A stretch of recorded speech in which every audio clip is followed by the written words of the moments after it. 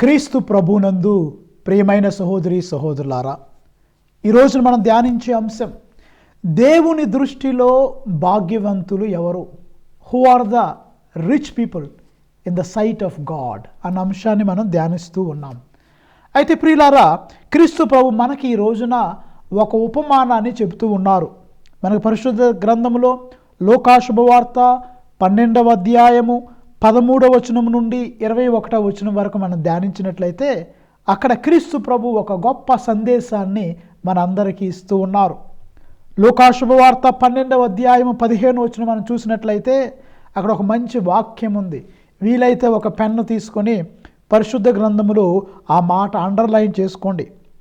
జాగరూకత వహింపుడు, ఎట్టి లోభమునకు లోను కాకుడు, ఏలయనగా మానవ జీవితము సిరి సంపదల సమృద్ధిలో లేదు.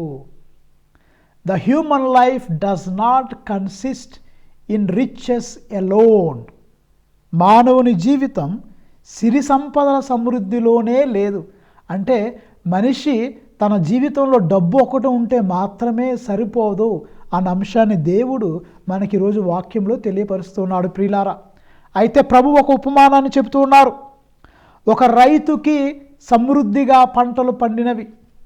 అప్పుడు తనలో తాను ఈ విధంగా అనుకుంటున్నాడు, ఆయన నాకు ఇంత పెద్ద పంట పండింది కదా, ఈ పంట అంతా దాచుకోవడానికి నా వద్ద సరిపడినంత స్థలం లేదు, కాబట్టి నేను నాకున్నటువంటి పాత కొట్లన్నీ పడగొట్టించి కొత్త కొట్లు కట్టించి దానిలో నా యొక్క పంటని దాచుకుంటాను అని అనుకొని అలా చేశాడు. అలా చేసి తనలో తాను ఒక మాట అంటున్నాడు. లూకా శుభవార్త 12వ అధ్యాయం 19వ వచనం, నాతో ఇట్లని చెప్పుకొందును, నా ప్రాణమా, నీకు అనేక సంవత్సరములకు సరిపడు గొప్ప సంపదలు ఉన్నవి, సుఖముగా ఉండుము, తిని త్రాగి ఆనందింపుము అని అనుకున్నాడు. తిను తాగు ఆనందించు, నీకు బోలంత ఆస్తుంది, నీకు పెద్ద పంట పండింది అని ఆ వ్యక్తి తనలో తాను అనుకుంటుంటే దేవుడు అతనితో ఒక మాట అంటున్నాడు ప్రియులారా.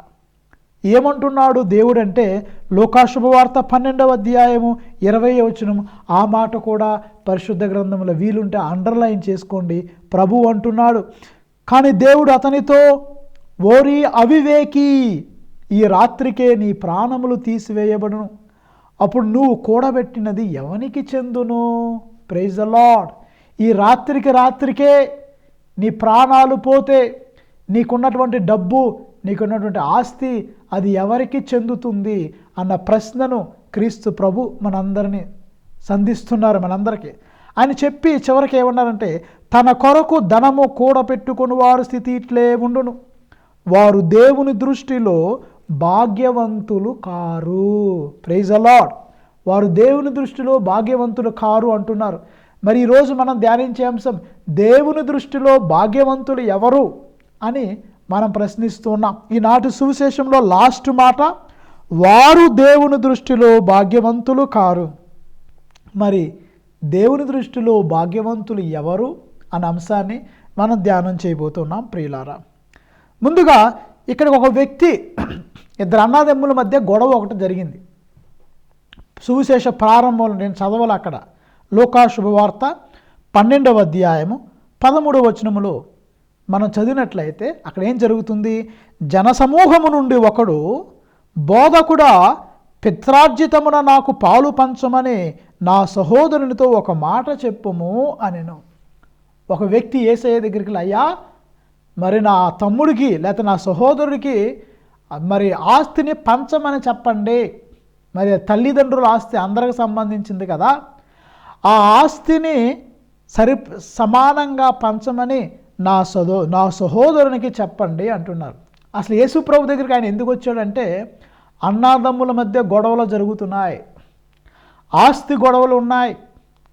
ప్రియులారా, ఈనాటి సమాజాన్ని మనం చూసుకున్నట్లయితే డబ్బు కుటుంబాన్ని విడగొడుతుంది, డబ్బు అక్క చెల్లెండ్ర మధ్య తగువులు తెస్తుంది, డబ్బు అనేక కారణాలకు, అనేకమైనటువంటి సంఘటనలకు, అక్కా చెల్లెళ్ళు విడిపోవటానికి, అన్నాదమ్ముళ్ళు కొట్టుకోవడానికి, ఆస్తి గొడవలై కోర్టు వరకు వెళ్ళినటువంటి సన్నివేశాలు మనం చూస్తున్నాం. రాజకీయ నాయకుల కుటుంబాల్లో చూడండి, ధనవంతుల కుటుంబాల్లో చూడండి, వాళ్ళకి శాంతి సమాధానాలు లేవు. ఎప్పుడు ఆస్తి గొడవలు, గట్టు పంచాయతీలు, ఎవరికి ఎక్కువ వచ్చింది ఎవరికి తక్కువ వచ్చింది అన్న అంశాలతో మన ఆలోచనలన్నీ పోతూ ఉంటాయి. యేసు ప్రభు దగ్గరికి అలాంటి బాధతోనే ఒక వ్యక్తి వచ్చి, అయ్యా పితరార్జితమున నాకు పాలు పంచమని నా సహోదరునితో ఒక మాట చెప్పండి అని. యేసయ్య మరి గొప్పవాడు కాబట్టి, ఆయన దైవ కుమారుడు కాబట్టి, ఆయన యొక్క ఔన్నత్యాన్ని గ్రహించిన ఒక వ్యక్తి మరి యేసు ప్రభు దగ్గరికి వచ్చి, అయ్యా నాకు న్యాయము చేయి, నా సహోదరుతో ఉన్నటువంటి ఈ గొడవను నువ్వు శాంతియుతంగా సెటిల్ చేయి ప్రభువా అని యేసు ప్రభు దగ్గరికి వచ్చి ఆ వ్యక్తి అంటున్నాడు. ఈ వాక్యాన్ని వింటున్న ప్రియులారా, మీ కుటుంబాల్లో కూడా ఆస్తి గొడవలు ఉంటే, మీ కుటుంబాల్లో కూడా ఈ గట్టు పంచాయతీలు ఉంటే ఆత్మ పరిశీలన చేసుకోండి. న్యాయబద్ధంగా ఉండండి, సంతృప్తి కలిగి జీవించండి. ఎందుకంటే యేసు ప్రభు అక్కడ ఒక మాట అంటున్నాడు, జాగ్రత్తగా ఉండండి అంటున్నాడు. లూకా శుభవార్త 12వ అధ్యాయము 15వ వచనం, జాగరూకత వహింపుడు, బీ కేర్ఫుల్, జాగ్రత్తగా ఉండండి. ఎందుకు? ఎట్టి లోభమునకు లోను కాకుడు. అత్యాశకి, దురాశకి, ఎట్టి ఆటలకి మీరు లోను కావద్దు. ఎందుకు కావద్దంటే ప్రభువు చెప్తున్నారు, ఎలాగైనా మానవ జీవితము సిరి సంపదల సమృద్ధిలో లేదు. Praise the Lord. అందరు చెప్పండి ఈ మాట. మానవ జీవితము సిరి సంపదల సమృద్ధిలో లేదు. నాకు డబ్బు ఉంటే చాలు, నాకు అన్నీ ఉన్నాయి అని దయచేసి ఎప్పుడు అనుకోవద్దు. డబ్బుతో మనం అన్ని విషయాలని సాల్వ్ చేయలేం. డబ్బే అన్నిటికీ శాశ్వతము కాదు. ప్రియులారా, ఈ డబ్బు జీవితాలని సర్వనాశనం చేస్తుందని వింటున్నాం. ఇక్కడ ఈ రైతు కూడా అసలు మన వాక్యంలోకి వస్తే ఆ రైతు చేసిన తప్పేంటి? తప్పే ఉంది. పంటలు బాగా పండిని, తనలో తాను అనుకున్నాడు పెద్ద కొట్లు కట్టిస్తాననుకున్నాడు, ఆస్తిని దాచుకుందాం అనుకున్నాడు. తప్పేంటండి? పెద్ద కొట్లు కట్టిద్దాం అనుకున్నాడు. తనలో తాను ఏమనుకున్నాడు? నా ఆత్మమా, తినుము తాగుము సుఖించుము, నీకు అనేక సంవత్సరాలకి కావాల్సిన ఆస్తులు ఉన్నవి అని అన్నాడు. దానిలో తప్పేంటి అని గనక మనం పరిశీలిస్తే ప్రియులారా, మొట్టమొదటి తప్పు, ఆ రైతు చేసిన తప్పు ఏంటంటే, ఆలోచన చేయండి, ఏం తప్పు చేశాడు? నేను ఈరోజు ఇక్కడ ఒక ఓల్డ్ ఏజ్ హోమ్లో పూజ చేశా. సుమారు ఒక 70 మంది వృద్ధులకి పూజ చేశా. ఆ పూజలో ఈ వాక్యాన్ని చదివి వాళ్ళని ఒక ప్రశ్న అడిగి, అమ్మా మరి ఆ రైతు చేసిన తప్పేంటి అని అడిగితే వాళ్ళల్లో ఒకళ్ళు అన్నారు, ఫాదర్ గారండి ఆయన మరణం అనేది మనిషికి ఉంది అని మర్చిపోయాడు అని ఒక ఆమె అంది. మనం ఎప్పటికైనా చచ్చిపోవాలన్న విషయాన్ని ఆయన మర్చిపోయి తిను తాగు సంతోషంగా ఉండు అని అనుకుంటున్నాడు, మరణం గురించి మర్చిపోయాడు అని ఒక ఆమె అంది. రెండో ఆమె ఏమైందంటే, రెండో వ్యక్తి, ఫాదర్ ఆ వ్యక్తి తనకున్నటువంటి సంపదని పేదలతో పంచుకోవటం మర్చిపోయాడు అని రెండో వ్యక్తి అంది. ఈ ఇద్దరు మాత్రమే జవాబు ఇచ్చారు. అప్పుడు నేను చెప్పా, ప్రియులారా ఈ రెండు కరెక్టే. అతను మరణించే రోజు ఒక రోజు ఉందని మర్చిపోయాడు, తన ఆస్తిని పేదలతో పంచుకోవడం మర్చిపోయాడు. ఇంకా అసలైన అతను చేసిన పెద్ద తప్పు ఏంటంటే ప్రియులారా, దేవునికి వందనాలు చెప్పటం మర్చిపోయాడు. Praise the Lord, hallelujah. He failed to thank the Lord. He forgot to thank the Lord. దేవా నీ వల్ల మరి నేను ఈ స్థితిలో ఉన్నాను, మా కుటుంబం ఈ స్థితిలో ఉంది, నువ్వు చేసినటువంటి మేలు వల్లే, నువ్వు ఇచ్చినటువంటి ఆ యొక్క దీవెనల వల్లే మేము ఈ స్థితిలో ఉన్నాము అన్న విషయాన్ని ఆ రైతు మర్చిపోయాడు. రైతు అనుకున్నాడు తన కష్టమే అనుకున్నాడు, తాను కష్టపడ్డాడు ఫలితం తగ్గిందనుకున్నాడు. కానీ చాలా పెద్ద పొరపాటు ప్రియులారా. మన కష్టమే కాదు, మన కష్టముతో పాటు దేవుని కృప కూడా ఉండాలి, దేవుని యొక్క ఆశీస్సులు ఉండాలి, దేవుని యొక్క కృపా కటాక్షాలు మన కుటుంబాల మీద లేకపోతే మన దీవెనలు పొందలేము. Praise the Lord. ఉదాహరణకు ప్రియులారా, మనం చప్పట్లు కొట్టాలనుకోండి, 2 చేతులు కావాలి. ఒక చెయ్యి మన కష్టార్జితం అయితే, మరో చెయ్యి దేవుని ఆశీర్వాదం. మన కష్టం దేవుని యొక్క ఆశీర్వాదం. రెండు కలిస్తేనే దీవెన ప్రియులారా. రెండు ఉండాలి. ఉదాహరణకి చూడండి, ఆ రైతు అనుకోవచ్చు, నేను బాగా కష్టపడ్డాను పొద్దున్న నుంచి సాయంత్రం వరకు అని. సరే, రాత్రికి నువ్వు నిద్రపోతున్నావు. రాత్రి నుండి ఉదయం వరకు నీ పంట పొలాన్ని కాపాడేది ఎవరో? దేవుడు. అడవి పందులు పడవచ్చు, అడవి ఎద్దులు వచ్చి నీ పొలాన్ని మొత్తం తినేయచ్చు, కాళ్ళతో తొక్కేయచ్చు. లేకపోతే కొన్నిసార్లు నువ్వెంత కష్టపడినా వానలు కురవకపోవచ్చు, వర్షాలు పడపోవచ్చు, మంచి సూర్యరశ్మి లేకపోవచ్చు. అప్పుడు నీ పంటలు పండుతాయా? పండవు ప్రియులారా. మనం ఒకటే కష్టపడతాం కాదు. దేవుని కృప కావాలి, దేవుని యొక్క దీవెన కావాలి, దేవుని యొక్క ఆశీర్వాదం 30దంతులుగా 60దంతులుగా 100అంతులుగా మన కుటుంబాల్లో ఉండాలి. దేవుని కృప లేకపోతే ప్రియులారా, మన సంసార జీవితం సమృద్ధిగా ఉండదు, జీవితంలో ఫలితం ఉండదు. జీవితంలో ప్రియులారా ఇక 100అంతలుగా మనం ఫలించలేము. We need the blessings of God. మరో మాటలో చెప్పాలంటే, ఈ రైతు మన జీవనాధారం దేవుడే అన్న విషయాన్ని మర్చిపోయాడు. God is the source of my living. నా జీవితానికి పునాది దేవుడు, నా జీవితం యొక్క ఆ యొక్క సోర్సు దేవుడు, నా జీవితానికి మూలం దేవుడు. ఆ దేవుడు లేకపోతే నేను లేను అన్న విషయాన్ని ఈ రైతు మర్చిపోయాడు ప్రియులారా.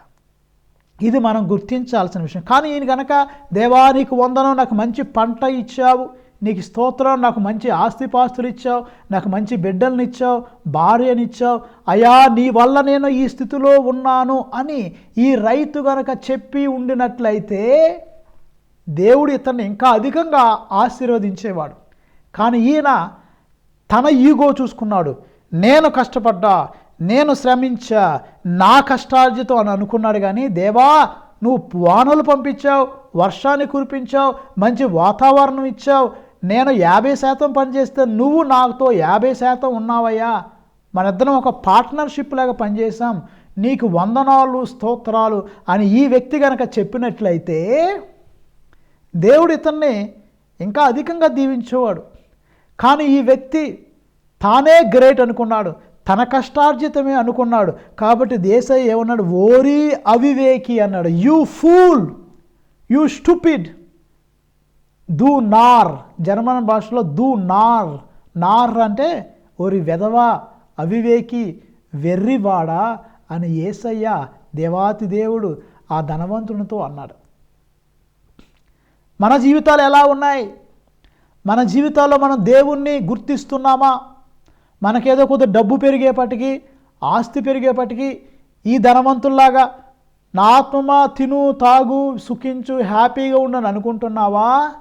లేకపోతే అప్పుడప్పుడు దేవుని సన్నిధికి వెళ్ళి, దేవా నీ వల్ల నేను ఈ స్థితిలో ఉన్నానయ్యా, నీవు నన్ను ఆశీర్వదించావు, నిన్ను నన్ను దీవించావు, నీకు వందనాలు ప్రభువా, నీకు స్తోత్రాలు ప్రభువా అని యేసయ్య దగ్గర దీనత్వముతో నువ్వు కృతజ్ఞతలు చెల్లిస్తున్నావా అని ఆత్మ పరిశీలన చేసుకోవాలి.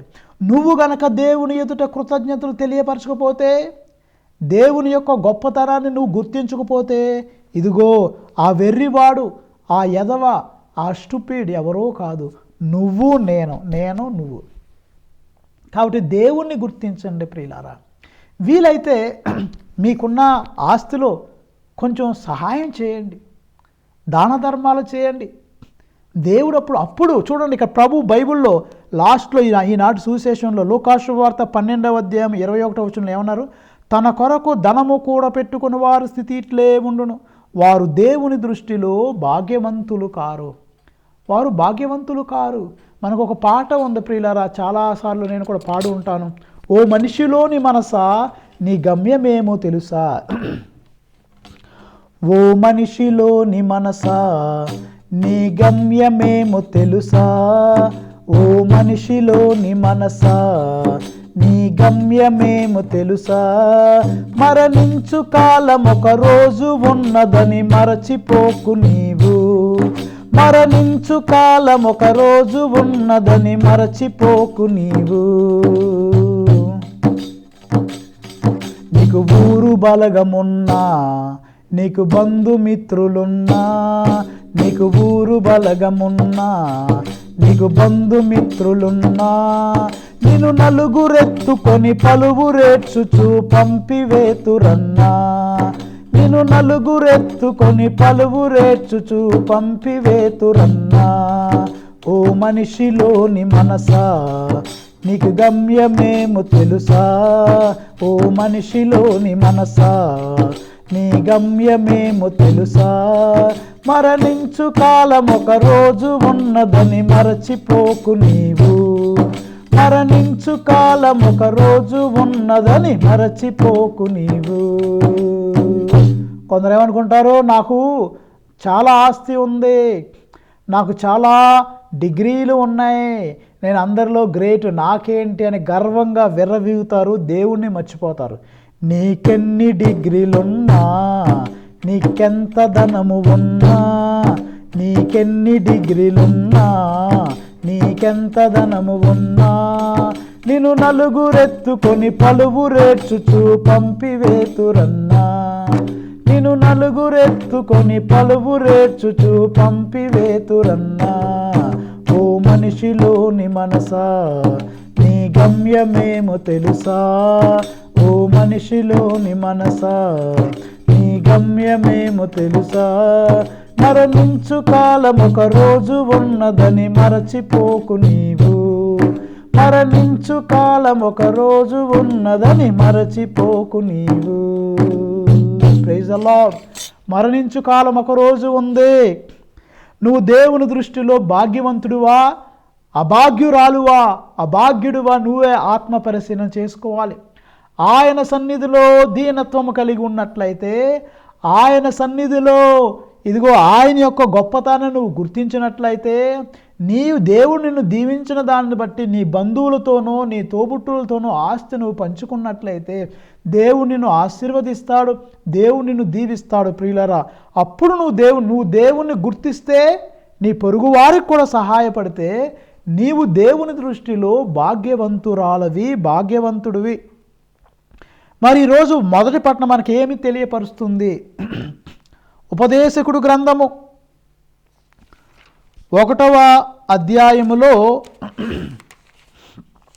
2వ మాట, 2వ అధ్యాయం 21 నుంచి 26 వరకు చూద్దాం. ముందు మొదటి అధ్యాయంలో 2వ మాట ఏమంటున్నాడు గ్రంథకర్త? ఉపదేశకుడు జీవితము వ్యర్థమని చెప్పుచున్నాడు.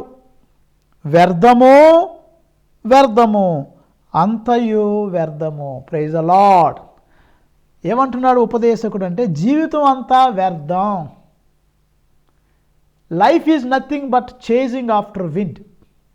నీ జీవితం వ్యర్థం, మన జీవితం అంతా వ్యర్థము, వ్యర్థము, వ్యర్థము అంటున్నాడు. మానవ జీవితం వ్యర్థం. వింటాకి కొంచెం నిరాశగా కల్పిస్తుంది, కానీ చివరికి గ్రంథకర్త యొక్క ఆలోచన విధానం చూస్తే ఇది మన జీవితాలకు ఒక పెద్ద ఫిలాసఫీ లాగా ఉంటుంది, ఒక పెద్ద వేదాంతం లాగా మనందరికీ కనిపిస్తుంది. ఇక్కడ ఏమంటున్నాడు చూడండి, 2వ అధ్యాయము 21వ వచనం. ఇక్కడ ఏమంటున్నాడంటే, మనం చాలా డబ్బు సంపాదిస్తాం, నిద్రాహారాలు మాని డబ్బు సంపాదిస్తాం, ఎన్నో త్యాగాలు చేసి డబ్బు సంపాదిస్తాం. చివరికి జరిగేది ఏంటి? మనం సంపాదించిన ఈ డబ్బు మన వెంటైతే మనం తీసుకోలేము, కానీ ఎవడికో ఇవ్వాలి, వారసులకు ఇవ్వాలి. ఆ వారసులు కష్టపడ్డారో లేదో దేవుడే ఎరుగు. తిని తాగి నీ డబ్బు మాత్రం సర్వనాశనం చేస్తారేమో అంటుంది దేవుని వాక్యం. ఉపదేశకుడు గ్రంథము 2వ అధ్యాయము 21వ వచనం మీ కొరకు చదువుతాను. నరుడు తాను విజ్ఞానముతో, తెలివితేటలతో, నేర్పుతో కృషి చేసి సాధించిన వానిని ఎట్టి శ్రమ చేయని తన వారసునికి అప్పగింపవలసినదే గదా. ఇదియూ వ్యర్థమే, అక్రమమే. Praise the lord. మనకు తెలుగులో ఒక సామెత ఉంది, పండిత పుత్ర పరమ సుంఠ అన్నాడు. తండ్రి పండితుడు, తండ్రి యోధ్యుడు, గొప్పవాడు. కాను కుమారులు, పుత్రులు కొన్నిసార్లు ఎలా ఉంటారంటే, సుంఠ అంటే వేస్ట్ ఫెలోస్ లాగా తయారవుతారు. గ్రంథం ఏం చెప్తున్నట్టు, ఎంత కష్టపడుతున్నావు, ఎంత శ్రమ ఓర్చుస్తున్నావు, ఎంత డబ్బు సంపాదించావు, చివరికి ఆ డబ్బు నువ్వు ఎవరికి ఇవ్వాలి?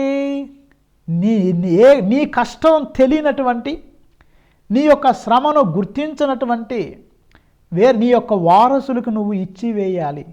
ఇచ్చేసి నువ్వు తట్టా బుట్టా చదువుకుని వెళ్ళిపోవాలి. పరలోకానికి వెళ్తావో నరలోకానికి వెళ్తావో దేవుడే ఎరుగు. నువ్వు ఏం తీసుకెళ్ళవు, అది ఎవరికి ఇవ్వాలి? నీ వారసులకు ఇవ్వాలి. నువ్వు కష్టపడ్డావు, శ్రమించావు, కానీ నీ వారసులు కష్టపడ్డారా? ప్రశ్న. శ్రమించారా? ప్రశ్న. నీ శ్రమను గుర్తించారా? ప్రశ్న. కానీ నువ్వు ఇన్ని త్యాగాలు చేసి, ఇంత శ్రమ చేసి, చివరికి ఆ డబ్బు నీ వారసునికి ఇచ్చి వెళుతున్నావు కదా, ఇది కూడా వ్యర్థమే అని గ్రంథకర్త అంటున్నాడు. 22వ వచనం అంటున్నాడు, ఈ లోకమున ఇన్ని వ్యయ ప్రయాసలు అనుభవించినందుకు నరునికి కలుగు ఫలితమేమి? ఇన్ని కష్టాలు పడుతున్నాడు కదా నరుడు, మానవుడు, చివరికి ఆయనకి కలిగే లాభం ఏంటి?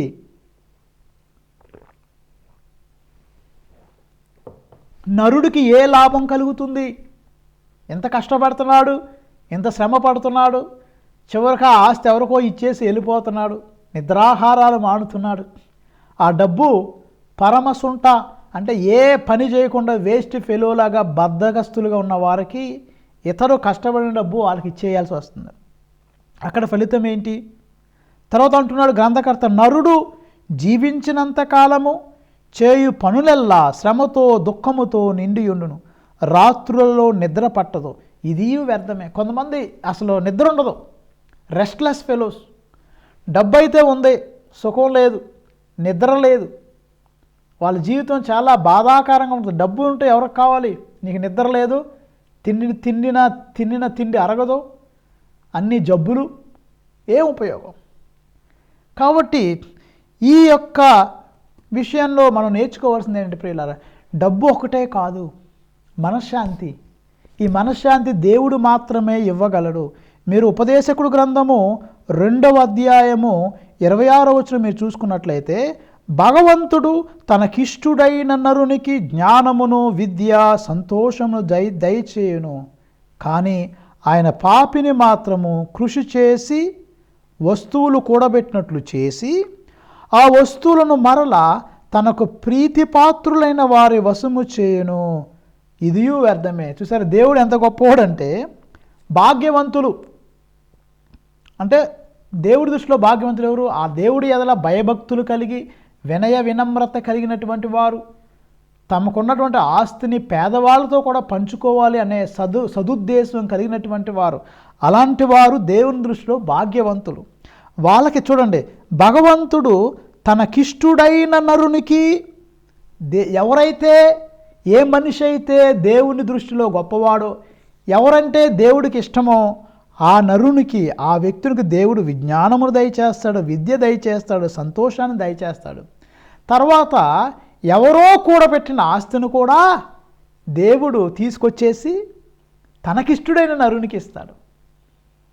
మూర్ఖులు, అజ్ఞానులు, దౌర్భాగ్యులు, లేకపోతే దేవుని యొక్క కృపా కటాక్షం లేనటువంటి వారు కొన్నిసార్లు డబ్బు సంపాదించినా ఆ డబ్బు వాళ్ళ దగ్గర ఉండదు.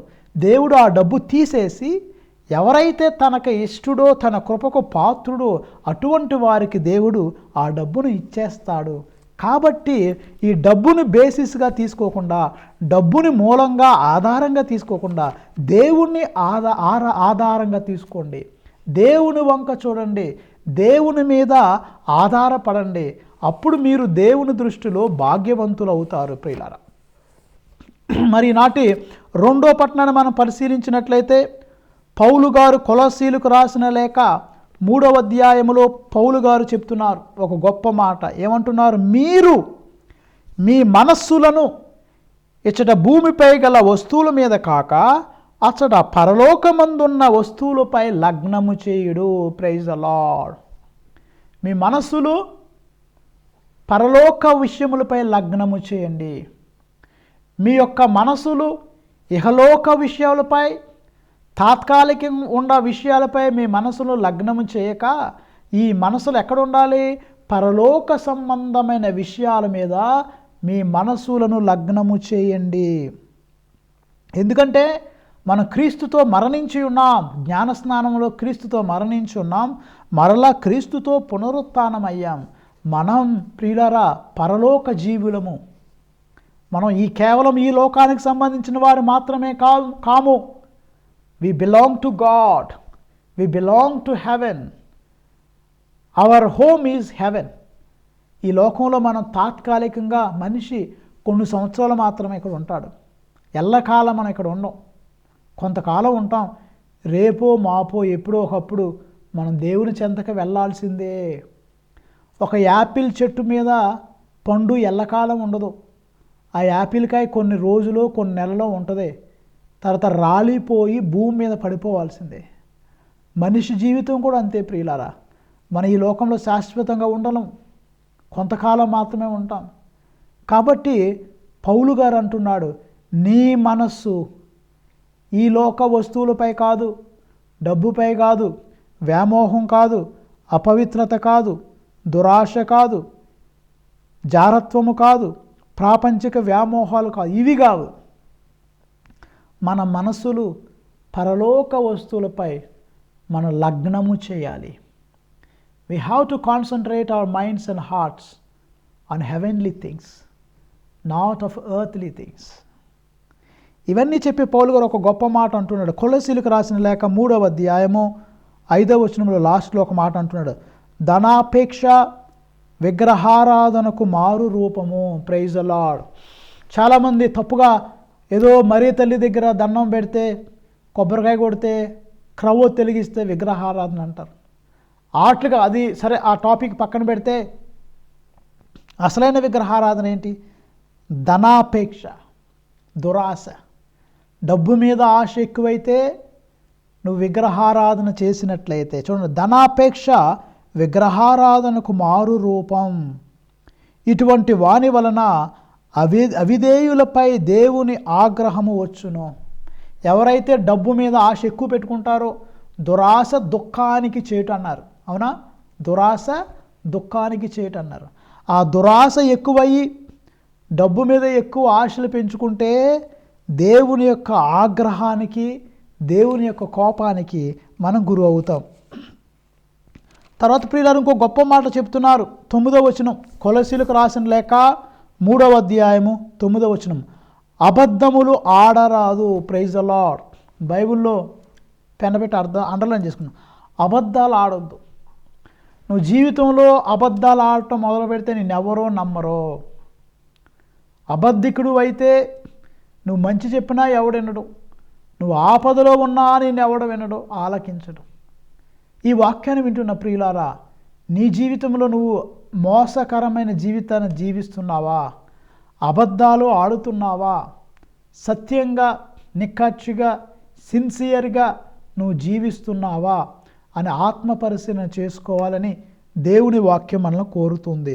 అబద్ధములు ఆడరాదు. కొన్నిసార్లు ఊరికనే అబద్ధాలు ఆడేస్తాం, వేరే వ్యక్తిని ఓటరిస్తాం, వేరే వారు తప్పు నిరూపించడానికి ప్రయత్నం చేస్తాం, తప్పు మన దగ్గర పెట్టుకొని. దేవుని వాక్యం మనల్ని కోరుతుంది, అబద్ధాలు ఆడొద్దు.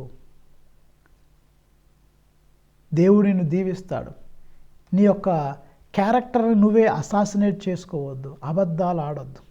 చివరిగా కొలస్సీలకు రాసిన లేక 3వ అధ్యాయం 11వ వచనములో ఒక మాట అంటున్నాడు. చాలా ఇష్టమైన మాట నాకు. అన్నీ మర్చిపోయినా ఈ ఒక్కటి మాత్రం మర్చిపోవద్దు. ఈనాటి వాక్యంలో ఏంటంటే, అందరి యందు క్రీస్తు ఉన్నాడు. Praise the Lord. పెన్నుతో అండర్లైన్ చేసుకోండి. God is there in everybody. అందరి యందు క్రీస్తు ఉన్నాడు. ఇక్కడ ఏమంటున్నాడు 11వ వచనంలో, కొలస్సీలకు రాసిన లేఖ 3వ అధ్యాయం 11వ వచనంలో, అందుచేత యూదులనియు యూదుయేతరులనియు సున్నతి చేయబడిన వారనియు చేయబడని వారనియు అటవికులనియు అనాగరికులనియు సేవకులనియు స్వతంత్రులనియు ఎవరూ లేరు, క్రీస్తే సర్వస్వము. అందరి యందు క్రీస్తు ఉన్నాడు. Praise the Lord. మత భేదాలు లేవు, జాతి భేదం లేదు, ప్రాంతీయ భేదం లేదు, భాష డిఫరెన్స్ లేదు. ఏ కులస్తులైనా, ఏ జాతి వారైనా, ఏ దేశం వారైనా, ఏ ప్రాంతీయ వారైనా కుల మత విచక్షణ లేకుండా అందరి ఎదుట క్రీస్తు ఉన్నాడు. అందరిలో ఉన్నాడు యేసయ్య. కాబట్టి ప్రతి వ్యక్తిని గౌరవించండి, ప్రతి వ్యక్తిని ప్రేమించండి. ఏ వ్యక్తిని మీరు చిన్న చూపు చూడొద్దు ప్రియులారా. Every person is image of God. ప్రతి ఒక్కరూ దేవుని యొక్క ప్రతిరూపాలే, దేవుని యొక్క పోలికలో సృష్టించబడిన వారే. కాబట్టి మీరు ఎవరిని కులం పేరట లేదా మతం పేరట లేదా పేదవాళ్ళ ధనవంతుల అని తారతమ్యాలు లేకుండా ప్రతి వ్యక్తిలో యేసయ్యను చూడండి, ప్రతి వ్యక్తిలో దేవుని చూడండి. అందరూ దేవునికి సంబంధించిన వారే, అందరూ దేవునికి ప్రతిరూపాలే ప్రియులారా. కాబట్టి ప్రియులారా, దేవుని దృష్టిలో ధన్యులు ఎవరంటే ఆయన నా జీవితానికి మూలం, ఆయన లేకపోతే నేను లేను అని ఎవరైతే అనుకుంటారో, ఎవరైతే పేదవారితో తమకున్నటువంటి ఆస్తులు ఎంతో కొంత దాన ధర్మాలు చేస్తారో ఏదో ఒక విధంగా, ఎవరైతే ఇదిగో చూసారా, ఎవరైతే అందరిలో క్రీస్తు ఉన్నాడని గుర్తించి అందరిని సమానంగా without any partiality, without any differences, ఎటువంటి తేడాలు తారతమ్యాలు లేకుండా అందరిలో దేవుడు ఉన్నాడని గుర్తిస్తాడో వాళ్ళు దేవుని దృష్టిలో భాగ్యవంతులు. ఎవరైతే తమ మనసులు ఇహలోక విషయములపై కాక పరలోక విషయములపై లగ్నము చేస్తారో వారు దేవుని దృష్టిలో భాగ్యవంతులు. ఎవరైతే అబద్ధాలు ఆడరో వారు భాగ్యవంతులు. ప్రియులారా, మనకు ఒక సంగమం ప్రస్తుతంలో ఒక పాట ఉంది. ఈ లోకంలో జీవించుట ఒకేసారి, జీవించిన ఉన్నత జీవితం జీవించాలి.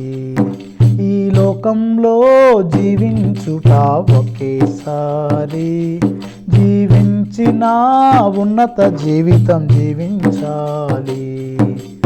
అందరూ కలిసిపోవునది ఈ మట్టిలోనికే, అందరూ కలిసిపోవునది ఈ మట్టిలోనికే. ఈ భూమిలో ఉన్నంత కాలం సుగంధ పువ్వుల ఉండాలి, ఈ భూమిలో ఉన్నంత కాలం సుగంధ పువ్వుల ఉండాలి. ఓ నరుడా మానవుడా, ఓ నరుడా మానవుడా, ఓ నరుడా మానవుడా, ఓ నరుడా మానవుడా. ఈ లోకంలో జీవించుట ఒకేసారి, జీవించిన ఉన్నత జీవితం జీవించాలి.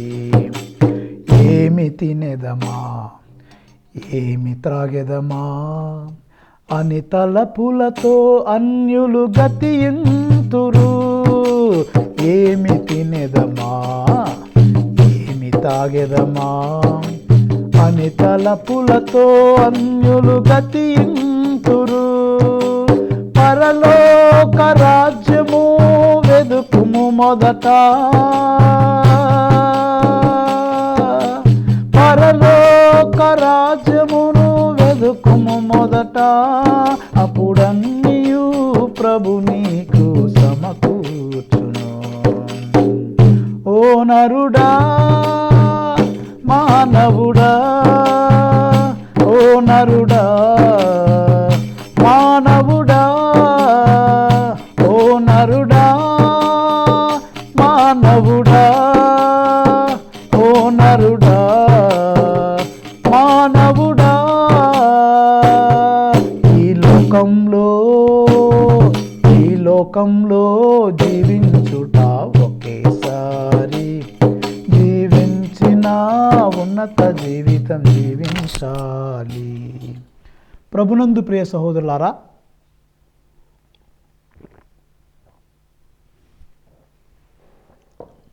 కాబట్టి దేవుని దృష్టిలో భాగ్యవంతులుగా ఉందాం. ఆయనే మన సర్వస్వం అని గుర్తిద్దాం. Let us acknowledge that God is the source of our living. He is blessing us. Without Him we are nothing. With God we are heroes. Without God we are zeros. మనం చేసే ప్రతి పని is a partnership. 50% you are working, 50% God is working. It's a partnership. To have success, you need both God and your hard work. And let us try to keep our minds and hearts on the heavenly things, not on earthly things. Let us try to see God in every human person. God is there in everyone, irrespective of caste, race, creed, language, and other differences. God is there everywhere. దేవుడు ప్రతి చోట ఉన్నాడు, అందరిలో ఉన్నాడు.